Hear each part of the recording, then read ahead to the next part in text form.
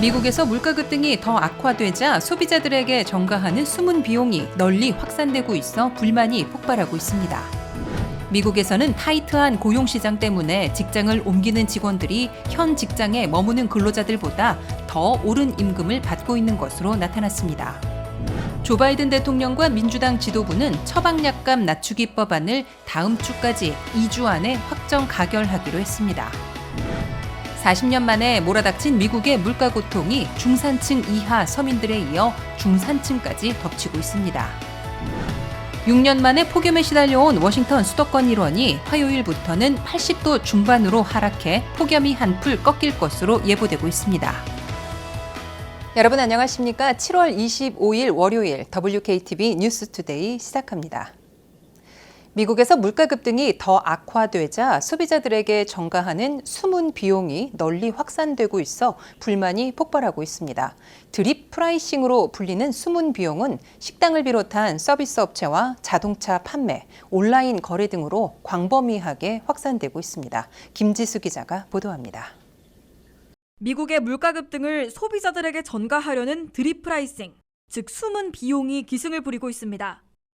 식당을 비롯한 서비스 업체에서 메뉴 가격을 올리지 않는 대신에 팁 이외에도 주방 근무자 감사비까지 청구하고 있을 뿐만 아니라 자동차 판매, 온라인 상거래, 호텔 숙박비, 아파트먼트 수수료, 이벤트 티켓에까지 숨은 비용이 끼어들고 있다고 CBS 뉴스가 25일 보도했습니다.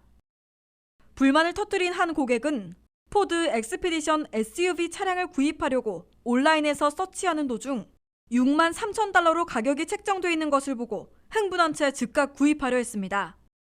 자동차 업체의 소비자 권장 가격, 즉 MSRP가 7만 달러이기 때문에 6만 3천 달러에 판매한다는 제안에 솔깃할 수밖에 없었다고 이 고객은 밝혔습니다. 하지만 정작 이 차량을 사려고 했더니 시장 조정 비용이라는 이름으로 5천 달러를 추가로 내야 한다고 요구받았습니다. 이것이 바로 소비자들을 현혹시키기 위한 드립 프라이싱, 숨은 비용이라고 CBS 뉴스는 지적했습니다. 온라인으로 가격을 즉각 비교할 수 있는 상황에서 최대한 낮은 가격을 일단 제시한 다음 구매 희망자들에게는 각종 숨은 비용을 나중에 추가하는 수법을 쓰고 있습니다.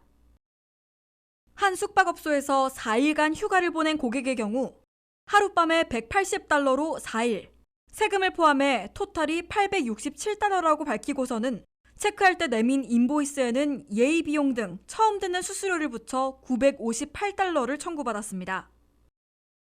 온라인상 거래에서는 대부분 웹사이트 첫 페이지에서 제시하는 물건값으로는 다른 회사들보다 낮게 책정된 가격을 제시하고 실제로 이를 구입하려는 사람들이 결제와 배송을 요청할 때 각종 숨은 비용을 선택하도록 요구하고 있습니다. 아파트먼트 회사들의 상당수는 세입자들에게 크레딧 카드 수수료를 물리는 곳이 많아졌습니다. 또 행사 티켓을 판매하는 곳에서는 편의 비용이라는 명목으로 드립 프라이싱을 적용하고 있습니다. 다수의 업체들에서는 40년 만의 물가 급등을 대부분 고객들에게 전가하려 하고 있고 때로는 이를 기회로 이익까지 극대화하려 하고 있어 드립 프라이싱, 숨은 비용을 청구하고 있는 것으로 CBS 뉴스는 해석했습니다. 컨슈머 리포트의 설문조사 결과 소비자들의 85%나 숨은 비용을 경험해봤다고 응답해 각 업종으로 널리 확산됐고 소비자들의 불만이 팽배해지고 있음을 보여주고 있습니다. 연방교역위원회는 소비자들의 불만을 접수하고 규제책을 마련하고 있지만 아직은 관련 규정이 시행되지 않아 단속은 하지 못하고 있습니다. WKTV 뉴스 김지수입니다. 미국에서는 타이트한 고용시장 때문에 직장을 옮기는 직원들이 현 직장에 머무는 근로자들보다 거의 2% 오른 임금을 받고 있는 것으로 나타났습니다. 최근 3개월 동안 직장을 바꾼 근로자들의 임금은 6.4% 올라간 반면 직장에 머문 직원들은 4.7% 인상돼 1.7포인트의 차이가 난 것으로 조사됐습니다.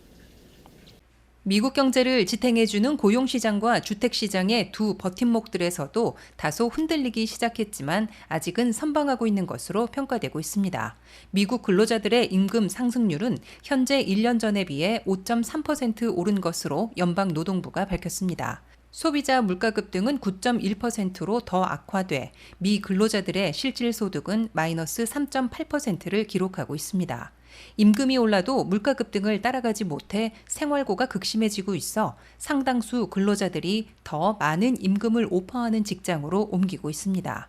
미국에서는 1년 이상 한 달 평균 470만 명이나 이직하고 있는 기록을 이어가고 있습니다. 그런데 실제로 직장을 옮기는 잡 스위처들이 직장에 머무는 잡 스테이어들보다 더 많이 오른 임금을 받고 있는 것으로 나타났습니다. 애틀란타 연방은행의 통계에 따르면 최근 3개월 동안 직장을 옮긴 근로자들의 임금 인상률은 6.4%를 기록했습니다. 이에 비해 현 직장에서 머문 근로자들의 임금 인상률은 4.7%로 집계됐습니다. 전체 평균 임금 인상률은 5.3%였습니다. 결국 직장을 옮긴 잡 스위처들의 임금 인상률이 회사에 머문 잡 스테이어들보다 1.7%포인트나 높은 것으로 나타났습니다. 더욱이 올 1월 두 그룹 간 임금 인상률 격차는 1%포인트였는데 6월에는 1.7%포인트로 나타나 시간이 흐를수록 격차가 심해지고 있습니다. 게다가 저임금 직종에서 직장을 바꾼 근로자들의 임금 인상률은 전 직장에 비해 대부분 15 내지 30%나 되는 것으로 조사됐습니다. 이 때문에 한 달 평균 470만 명이나 더 많은 임금 또는 더 나은 베네핏을 원하며 직장을 떠나는 이직 사태가 수개월째 벌어지고 있는 것으로 분석되고 있습니다. 이직자들의 대다수는 일자리를 잃은 게 아니라 또 다른 직장으로 옮긴 잡 스위처들로 관측됩니다. 대다수 이직자들과 잡 스위처들은 회사가 싫어서가 아니라 물가 급등으로 생활비를 충당할 수 있는 더 많은 임금이나 더 좋은 베네핏을 제한하는 직장으로 옮길 수밖에 없는 상황이라고 설명하고 있습니다.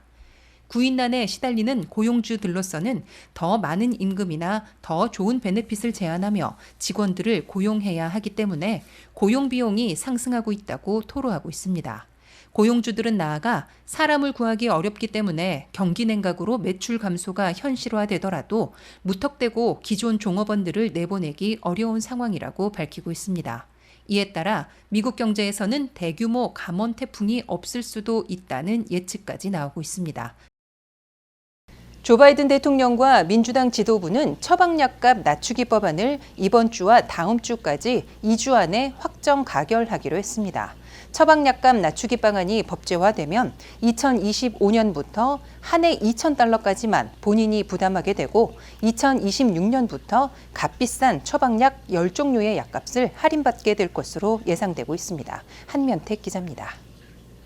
바이든 민주당이 2조 달러짜리 더 나온 미국 재건 법안에서 거의 대부분을 포기하고 처방약값 낮추기와 오바마 케어 정부 보조 연장안만을 성사시키려고 파이널 푸시에 나섰습니다. 척 슈머 민주당 상원 대표는 연방의회가 여름 휴에 들어가기 전인 이번 주 안에 주까지 2주 안에 압도적인 지지를 받고 있는 처방약값 낮추기 법안을 표결 처리하겠다고 밝혔습니다. 카이저 패밀리 재단의 설문조사 결과 처방약값 낮추기 방안은 공화당원 71%를 포함해 미국민 여론 83%의 압도적인 지지를 받고 있습니다. 연방의회에서 마지막으로 성사될 것으로 보이는 처방약값 낮추기 법안은 사상 처음으로 메디케어 당국이 제약회사들과 협상할 권한을 부여받아 처방약값을 할인받을 수 있도록 하고 있습니다. 처방약값 낮추기 법안이 확정 시행되면 첫째, 메디케어 가입자들은 2025년부터 본인이 부담해야 하는 아웃 오브 파켓 처방약값이 1년에 $2,000로 상한선이 설정돼 그 이상은 내지 않아도 됩니다. 둘째, 2026년부터는 10종, 2029년부터는 20종의 처방약값을 놓고 제약사들과 협상해 할인 가격을 받아내게 됩니다. 노년층과 장애인 등 6,500만 메디케어 가입자들은 처방약값 낮추기 방안이 시행되면 값비싼 약들을 대략 25% 이상 할인받게 될 것으로 기대되고 있습니다. 이미 국방부와 제한군인부는 제약사들과의 협상으로 처방약값을 할인받고 있습니다. 셋째, 협상을 거부하는 제약회사들에게는 95%의 세금을 부과하기로 했습니다. 의회 예산국 CBO에 따르면 처방약값 낮추기 방안으로 연방 예산을 10년간 2,880억 달러를 절약하게 될 것으로 추산됐습니다. 이와 함께 올 연말 만료되는 오바마 케어의 확대된 정부 보조금을 연장하는 법안도 처방약값 낮추기와 함께 성사될 것으로 예상되고 있습니다. ACA 오바마 케어 확대된 정부 보조금을 연장하는데 10년간 2천억 달러의 예산을 들여야 할 것으로 계산되고 있습니다. 만약 이 정부 보조금이 연장되지 않으면 새해 1월 1일부터 1,300만 명 이상의 ACA 오바마 케어 가입자들의 월 보험료가 58%나 폭등할 것으로 경고되고 있습니다. 바이든 민주당은 당초 2조 2천억 달러 규모의 더 나은 미국 재건 법안을 민주당만의 독자 가결로 성사시키려다가 조 맨신 상원의원의 반대로 지난해 12월 자초된 데 이어 이를 1조 달러 안팎으로 반감시켜 추진해왔으나 물가 급등으로 그마저 무산되고 단 2가지만 성사시키려는 겁니다. WKTV 뉴스 안면택입니다. 40년 만에 몰아닥친 미국의 물가 고통이 중산층 이하 서민들에 이어 중산층까지 덮치고 있습니다. 연소득 7만 5,300달러에서 12만 7,300달러 사이인 어퍼 미들 클래스들이 정부 혜택에선 제외되고 증시 폭락 등의 피해까지 겹쳐 가장 큰 인플레이션 고통에 시달리고 있는 것으로 나타났습니다. 김지수 기자가 보도합니다. 미국의 물가 급등은 중산층 이하 서민들을 생활고에 빠뜨린 데 이어 그보다 여유 있던 중상층까지 고통을 겪게 하고 있습니다. 미국에서 어퍼 미들 클래스, 중상층은 연소득이 개인 7만 5,300달러에서 부부 12만 7,300달러 사이의 소득계층으로 연방당국은 분류하고 있습니다. 이들 중상층은 팬데믹 2년 동안 다른 소득계층과 마찬가지로 많은 저축을 할 수 있었으나 올해는 가장 큰 피해를 입는 계층으로 떨어졌다고 월스트리트 저널이 25일 보도했습니다. 지난해까지 3차례에 걸쳐 지급된 연방 부양수표, 특별 연방 실업수당, 부양자녀 세제 혜택 등에서 중산층 이하 다른 소득계층보다 적은 연방 지원을 받았습니다. 중상층은 연방 지원금이 7만 5천 달러에서 9만 9천 달러 사이의 소득계층에게는 전액을 지급하지 않고 줄어드는 페이스 아웃에 적용됐기 때문에 적은 금액을 지원받았거나 아예 받지 못했습니다. 게다가 올 들어 뉴욕 증시에서 주가가 17%나 폭락하는 바람에 중상층들도 큰 타격을 입은 것으로 보입니다. 반면에 소비자 물가는 6월에 9.1% 급등으로 더 악화됐기 때문에 휘발유와 식품 등 생활 필수품 비용이 급상승하는 바람에 중상층들마저 물가 고통에 신음하게 된 것으로 해석됩니다. 연방은행 통계에 따르면 올 1분기 현재 소비자 부채는 이 중상층이 가장 많은 것으로 나타났습니다.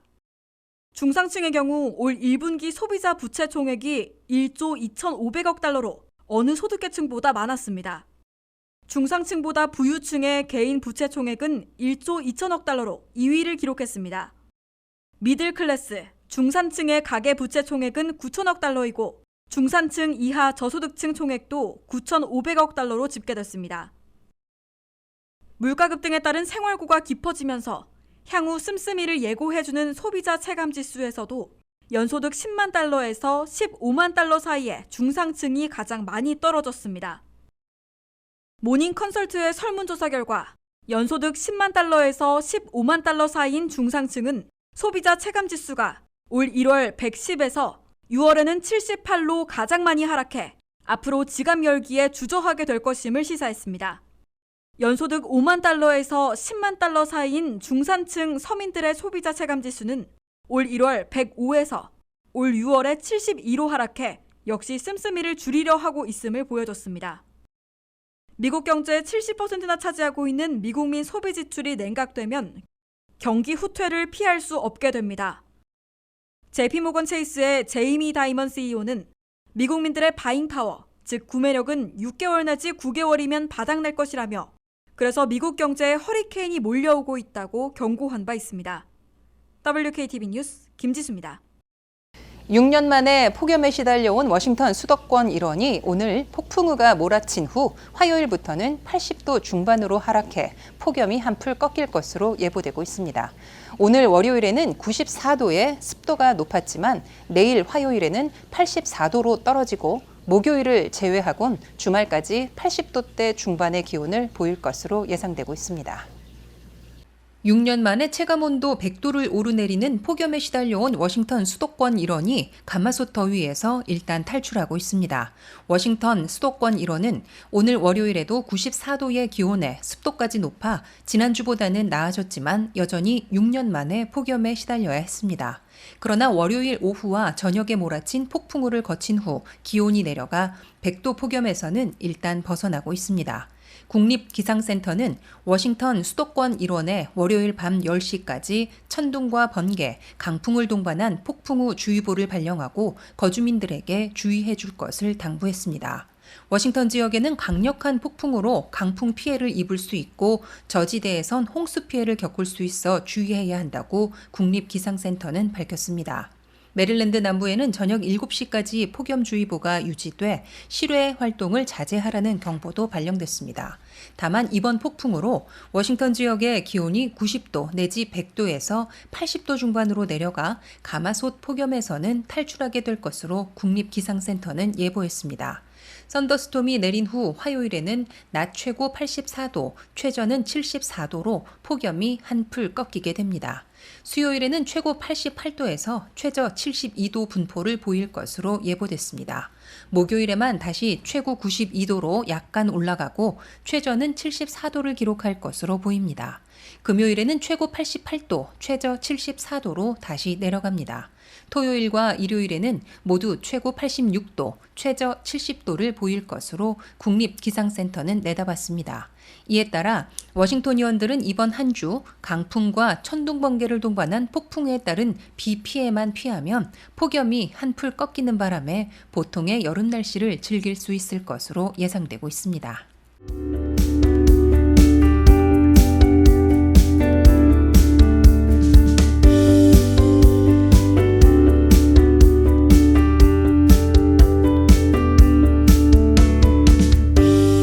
이상으로 7월 25일 월요일에 보내드린 WKTV 뉴스투데이를 모두 마칩니다. 시청해주셔서 고맙습니다.